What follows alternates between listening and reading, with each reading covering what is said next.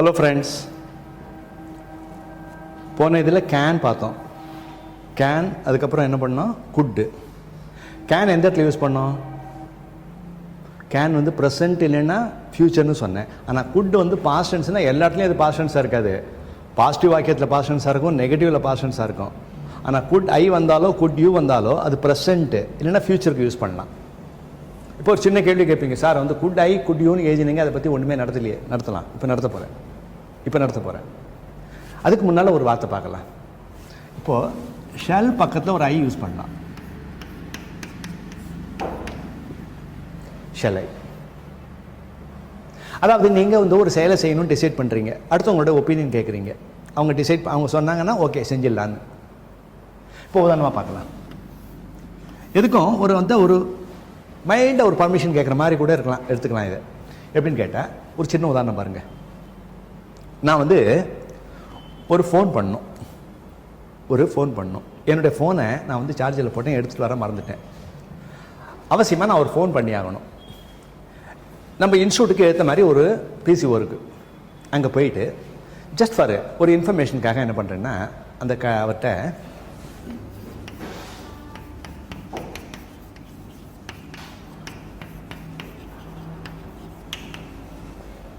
Shell ஐ use அ phone?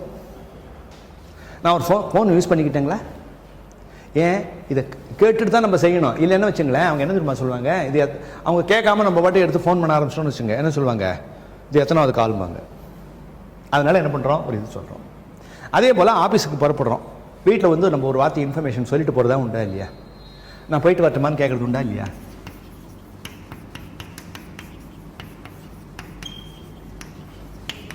இந்த இடத்துல take லீவுன்னு ஏதோ லீவ் எடுத்துக்கிட்டோமான்லாம் எடுத்துக்கூடாது. டேக் லீவுனா புறப்படட்டுமான்னு அர்த்தம். இந்த இடத்துல என்ன ஷார்ட் ஃபார்ம் இது? Shall I take leave of you என்பதனுடைய ஷார்ட் ஃபார்ம் இது. சரி, இப்போ அடுத்து பார்க்கலாம். இப்போ ஷெல் ஐ டேக் லீவோட பெரும்பாலும் என்ன பண்ணுவாங்கன்னா, நிறைய பேர் ஃப்ரெண்ட்ஸு உங்ககிட்ட இப்படி சொல்லியிருப்பாங்க, ஷெல் ஐ மூவ் அப்படிங்கலாம், ஷெல் ஐ மேக் எ மூவ்னு சொல்லிக்கலாம்.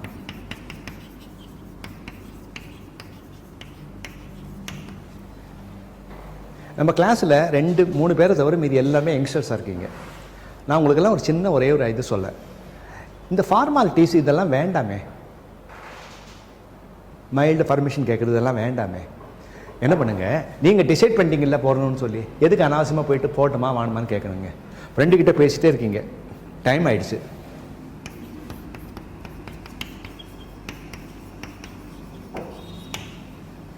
ஓகே ஐ டேக் லீவ், சரிடா நான் கிளம்புறேன் அப்படின்னு சொல்லிட்டு கிளம்பிட்டே இருங்க.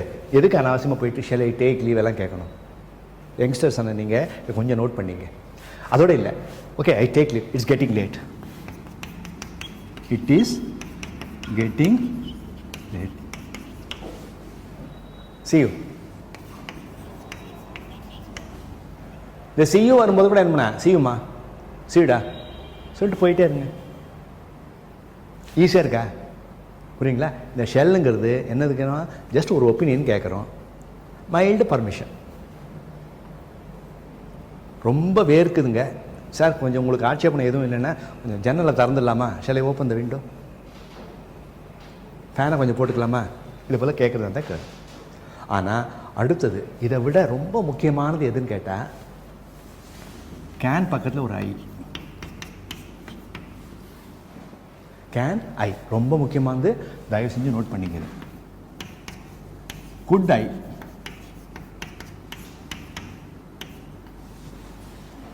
இப்போ கேட்டிங்களே என்கிட்ட, சார் கேன் வந்து அப்புறம் குட் ஐ சொன்னீங்க, சொல்லவே இல்லையே சார். இல்லை, இப்போ வந்து ஞாபகத்தில் வச்சுங்க. இதுக்கு ரெண்டும் நான் முக்கியத்துவம் கொடுக்கறதுக்கு என்ன காரணம்னு கேட்டிங்கன்னா, ரொம்ப ரொம்ப முக்கியத்துவம் இது. ஏன்னா இந்த கேன் இல்லாமல் குட் இல்லாமல் நம்மளால் பேசவே முடியாது. குட் இல்லாமல் கூட சமாளிச்சிடலாம், கேன் இல்லாமல் பண்ண முடியாது. இதை பாருங்கள், இதோட இதை என்ன சொல்கிறாங்க, ஐ want to do something, I want to do something, allow me to do it, I want to do something, allow me to do it. நான் ஒரு செயலை செஞ்சாகணும், என்ன அலோ பண்ணு, பர்மிஷன் கேட்குறீங்க. புரியுதப்போ? இந்த கேனைன்னு சொன்னாலும் குட்டைன்னு சொன்னாலும் ஒரே அர்த்தம் தான். குட்டை வந்து ப்ரெசென்ட் இல்லைன்னா ஃப்யூச்சருக்கு பயன்படுத்தலாம்னு சொன்னேன், ஞாபகம் இருக்கா உங்களுக்கு? I could past tense, I could not past tense, could I வந்தால் அது வந்து ப்ரெசென்ட் இல்லைன்னா ஃப்யூச்சர்னு சொன்னேன், அதே தான் இது. இப்போது இன்னும் பார்த்தீங்கன்னா நிறைய இடங்களில் கவர்மெண்ட் ஆஃபீஸிலலாம் பார்த்தீங்கன்னா உங்களுக்கு லேண்ட்லைன் தான் யூஸ் பண்ணுறாங்க, மொபைல் யூஸ் பண்ணுறது இல்லை. பெரும்பாலும் ஆஃபீஸர்ஸ்கிட்டலாம் பேசுகிறதா இருந்தால் லேண்ட்லைன் தான் யூஸ் பண்ணுறோம். அப்போ நீங்கள் லேண்ட்லைனில் ஒரு ஆஃபீஸரோட பேசணும், ஒரு மேனேஜரோட பேசணும்னு சொல்லிட்டு நீங்கள் ஃபோன் பண்ணுறீங்க. இப்போ எப்படி கேட்பீங்க? Can I speak to the manager please?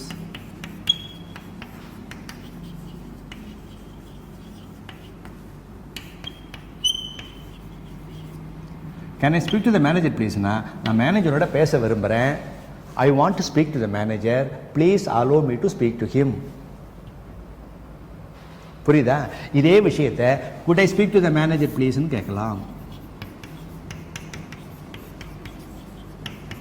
உங்களுக்கு இந்த குட்டுங்கிறது பாஸ்டன்ஸுங்கிற டிஸ்டர்பன்ஸ் வந்துக்கிட்டே இருந்துச்சுன்னா பேசாமல் இந்த குட்டுங்கிறத அவாய்ட் பண்ணிவிட்டு கேன்கிறத எல்லாத்துக்கும் யூஸ் பண்ணுங்கள். Could I speak to the மேனேஜர்னாலும் can I speak to the மேனேஜர்னாலும் இந்த இடத்துல குட்டு பாஸ்டன்ஸ் இல்லை. இதை ஒரு வாட்டியும் நம்ம சொல்ல முடியாது. திருப்பி மனசு வந்து ஒரு மாதிரி என்ன சார் குட்டு போட்டிருக்கீங்களே இது வேண்டாமே அப்படின்னு சொல்லி நினச்சிங்கன்னா பேசாமல் குட்டு அவாய்ட் பண்ணிட்டு கேனே யூஸ் பண்ணிங்களே. இந்த ப்ளீஸ் போட போகிறீங்களா இல்லையா? சரி, இது ஒரு 100 விஷயம் பார்க்கலாமா? நேரடியாகவே இந்த ஆஃபீஸ் போயிருக்கீங்க, அங்கே ரிசப்ஷனில் சொல்கிறீங்க நான் மேனேஜரை மீட் பண்ணலாமா?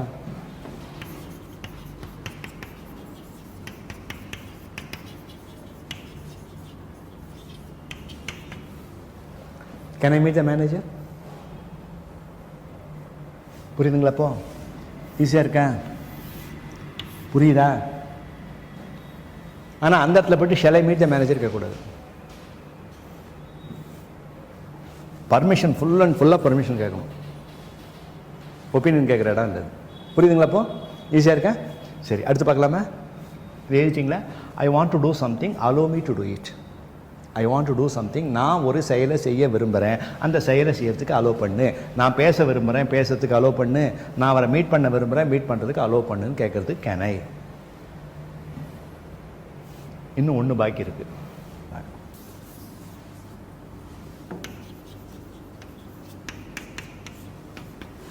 மே ஐ. இது பாருங்க, ஐ want to do something,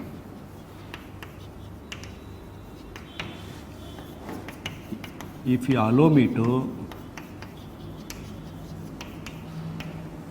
I will do it.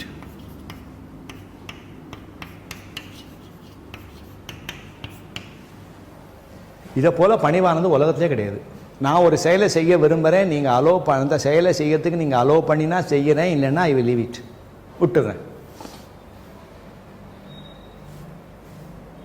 புரியுங்களா? அப்போ சரி, இதை ஏற்கனவே நம்ம பார்த்துருக்கோம். இன்னொரு உதாரணம், சின்ன உதாரணம் சொல்கிறேன். இன்னொரு உதாரணம் பார்க்கலாம். உங்கள் ஆஃபீஸர் ஒருத்தர் காரை வந்து சர்வீஸ்க்கு அனுப்பிச்சிருக்காரு, உங்கள்கிட்ட பைக் இருக்குது, அவரை கொஞ்சம் போய் ட்ராப் பண்ணணுன்னு ஆசைப்பட்றீங்க. அவருடைய பர்மிஷன், அவர் வந்து உங்கள் கூட வரத்தில் ஒன்றும் பிரச்சனை இல்லைன்னு நினச்சாருன்னா நீங்கள் என்ன பண்ணுங்கன்னா அவர்கிட்ட மெதுவாக கேளுங்க.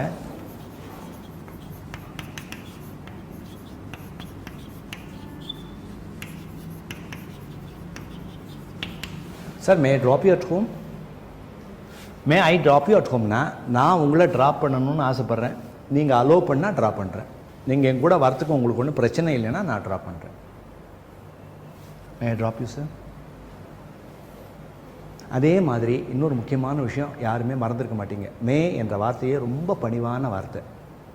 அப்போது ஒருத்தருடைய ரூம்குள்ளே பிரவேசிக்கிறதுக்கு முன்னால் நம்ம சொல்கிற வார்த்தை என்ன?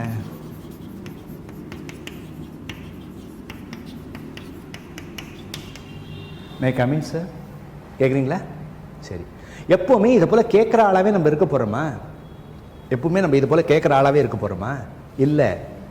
முக்கியமாக ஒரு விஷயத்தை ஞாபகத்தை வச்சுங்க, இது போல் கேட்குற ஆளாகவே இருக்க போகிறதில்ல. நீங்கள் உள்ளே உட்காந்துருக்கீங்க, ஒருத்தர் வந்து எக்ஸ்கியூஸ் மீ மே கமின் சார்னா எவ்வளோ பணிவாக கேட்குறாரு. நான் உள்ளே வரணும்னு ஆசைப்பட்றேன், நீங்கள் அலோ பண்ணால் வரேங்கிறாரு. அப்போ என்ன பண்ணணும்? அப்படிங்கக்கூடாது. என்ன பண்ணணும்? Please come. Yes please.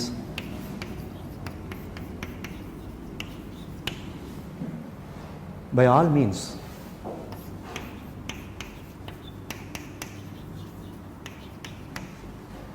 By all means தாராளமாக தாராளமாக. என்ன சார் இப்படி இவ்வளோ கேட்டுட்ருக்கீங்க, வாங்க sir.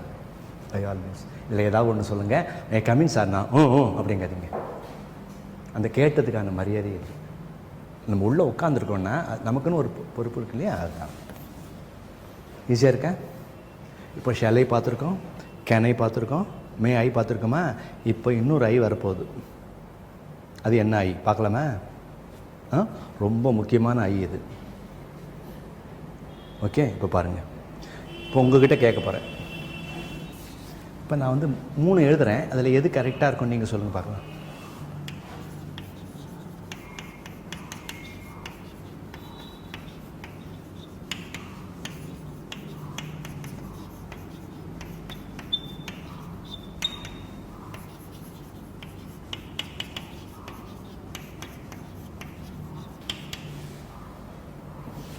Shell I drop you, can I drop you, May I drop you, எல்லாமே இது வரலாம் நடத்தினது வரலாம் நடத்திங்க.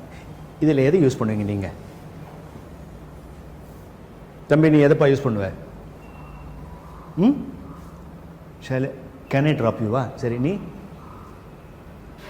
நீங்கள் தம்பி நீ மே ஐ ட்ராப் யூ. இன்னும் ஒன்று தான் பைக் இருக்குதையும் சொல்லிடுங்களேன்.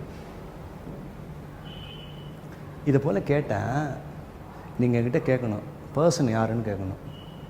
யார் நபர்? உயர் அதிகாரியாக இருந்தால் மே ட்ராப் யூ. பக்கத்து ஃப்ளாட்டில் ஒரு பொண்ணு, கரெக்டுங்களா? பஸ் இன்றைக்கி எதுவும் வராதுன்னு சொல்கிறாங்க, பஸ் ஸ்டாண்டில் நின்றுட்டுருக்கு. நீங்கள் பைக்கில் வந்துக்கிட்டு இருக்கீங்க, பைக்கை நிறுத்திட்டு இப்போ சொல்லுங்கள், எதுக்கு சொல்லுவீங்க? ஷெல் ஐ ட்ராப் யூன்னு கேளுங்க, போகிறோம். அந்த இடத்துல போய்ட்டு மே ட்ராப் யூ கேட்குறீங்க. நான் ஒன்றை வேணா ட்ராப் பண்ணிட்டுமா, நான் ட்ராப் பண்ணணுன்னு ஆசைப்பட்றேன், எப்படியெல்லாம் சொல்ல, அதுங்க பிக்கப் ஆகாது. என்ன பண்ணோம்? ஷெல் ஐ ட்ராப் யூன்னு கேட்டால் போதும். கேன் ஐ ட்ராப் யூன்னா நான் ஒன்று ட்ராப் பண்ண ஆசைப்பட்றேன், நீ அலோவ் பண்ணுன்னு இப்படியெல்லாம் போனீங்கன்னா வழியாதீங்க. என்ன பண்ணுங்க, இதை மட்டும் ஒன்றாச்சா? சரி, அடுத்து பாருங்க. பொதுவாக உங்களுக்கு சாட்டர்டே லீவ் தானே? சரி, மண்டே டு ஃப்ரைடே தானே கிளாஸு? சரி, என்னால் அந்த சாப்டர் ஃபினிஷ் பண்ண முடியல, ஒரு சாட்டர்டே கிளாஸ் வச்சுக்கணும். முன்னாலே சொல்லிட்டேன் நான், இந்த சாட்டர்டே கிளாஸ் இருக்குன்னு சொல்லி. இன்றைக்கி ஃப்ரைடே.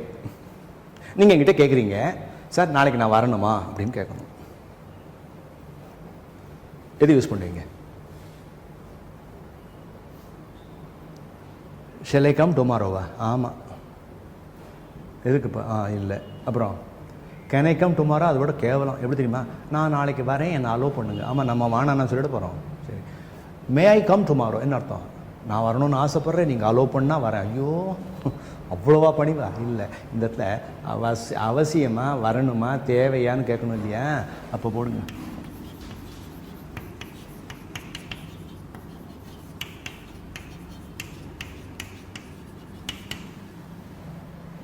இப்போ ஞாபகத்தில் வச்சுங்க, இந்த ஷுடைங்கிற வேர்டு எங்கே தெரியுமா நம்ம யூஸ் பண்ணுறோம்? ஷுட் ஐ கம் டுமாரோனா நாளை நான் வர வேண்டுமா, is it necessary,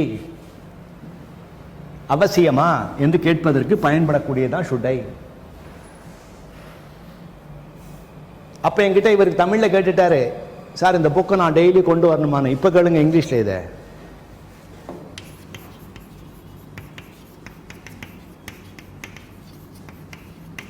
should I bring the book every day?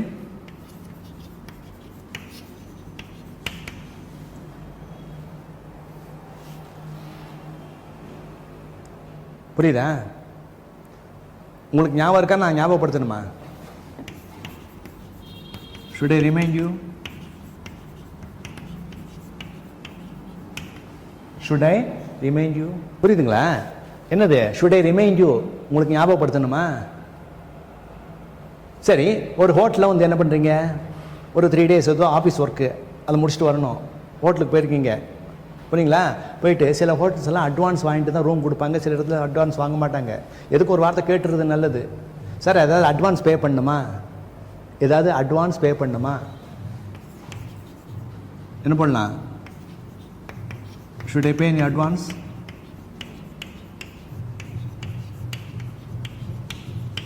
Should I pay in அட்வான்ஸ்னா நான் ஏதாவது அட்வான்ஸ் பே பண்ணணுமா? புரியுதுங்களா? அவ்வளோதான். என்ன sir, all you need is a present tense verb. ஒரே ஒரு ப்ரெசன்ட் டென்ஸ் verb போட்டு இது பண்ணுங்க. should I come tomorrow, நாளைக்கு வரணுமா? should I bring the book, புக்கை கொண்டு வரணுமா? should I remind you, ஞாபகப்படுத்தணுமா? should I pay in advance, advance pay பண்ணணுமா? புரியுதுங்களா? இப்போ ஈஸியாக இருக்கா? சீக்கிரமாக எழுதுங்க. should I come, should I bring, should I remind you, should I pay in advance. ஈஸியாக இருக்கா? should ஈஸியாக இருக்குல்ல? சரி, அடுத்து பாருங்கள். நான் 2-3 பேர்கிட்ட விசாரித்து பார்த்தேன், யாருமே வரலைங்கிறாங்க. நான் மட்டும் ஏன் சார் வரணும்? உங்களுக்கு சம்மந்தம் இல்லாத, தொடர்பு இல்லாத ஒரு விஷயத்தை உங்களை யாராவது செய்ய சொன்னால் நீங்கள் அதை ஏன் செய்யணும்னு கேட்க மாட்டீங்களா? கேட்டிருக்கீங்களா இல்லையா? அப்போ நிச்சயமாக கேட்கணும். இங்கிலீஷ் தெரியாதனால கேட்காம விட்டுற முடியாது, அதை கேட்டு தான் ஆகணும். அப்போ என்ன பண்ணீங்க? சார் நான் விசாரித்து பார்த்தேன், யாருமே வரலைங்கிறாங்க, நான் மட்டும் ஏன் சார் வரணும்? why should I come, why should I come, நான் ஏன் அதை பற்றி கவலைப்படணும்? why should I bother about that?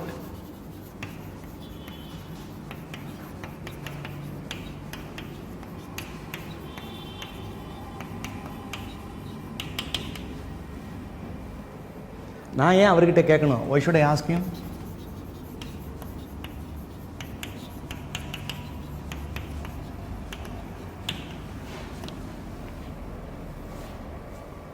நான் ஏன் அவங்களுக்காக வெயிட் பண்ணணும்? why should I wait for them?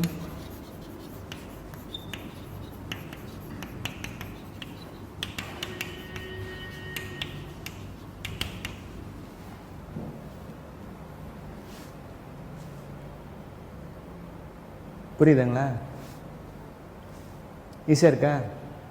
சரி, இப்போ கொஞ்சம் கவனிங்க. நான் உங்களுக்காக வெயிட் பண்ணணுமா அப்படின்னா எப்படி கேட்பீங்க? should I wait for them?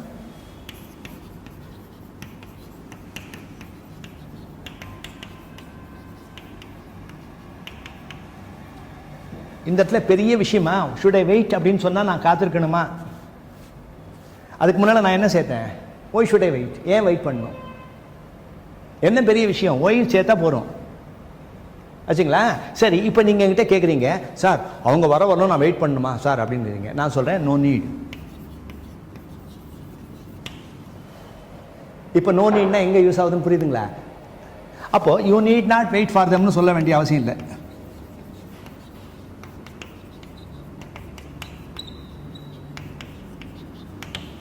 நீங்கள் கேட்டுகிட்டே இருந்தீங்களே, சார் நோ நீட் சொல்ல, நோ நீட் சொல்லி, இப்போ புரியுதுங்களா? நோ நீட் ஈஸியாக இருக்கப்போ புரியுதுங்களா? Sir should I pay in advance? ஏன் சார் கம்பெனி சார்பாக வந்திருக்கீங்க, கம்பெனி உங்களை ரெப்ரசன்ட் பண்ணுறது, should I pay in advance? No need, தேவையில்லை சார். அவ்வளோதான். ஈஸியாக இருக்கப்போ புரிஞ்சுதா? மாடல்ஸ்னு ஒரு தலைப்பு எடுத்துக்கிட்டு இவ்வளோ பார்த்துட்டு வந்துட்டோமா? ஓகே, இன்றைக்கி பல முக்கியமான விஷயங்களை பற்றி பார்க்க போகிறோம். ஒன்று ஒன்றா நோட் பண்ணிட்டு வாங்க. நிறைய விஷயங்கள் இருக்குது, நிறைய இருக்குது.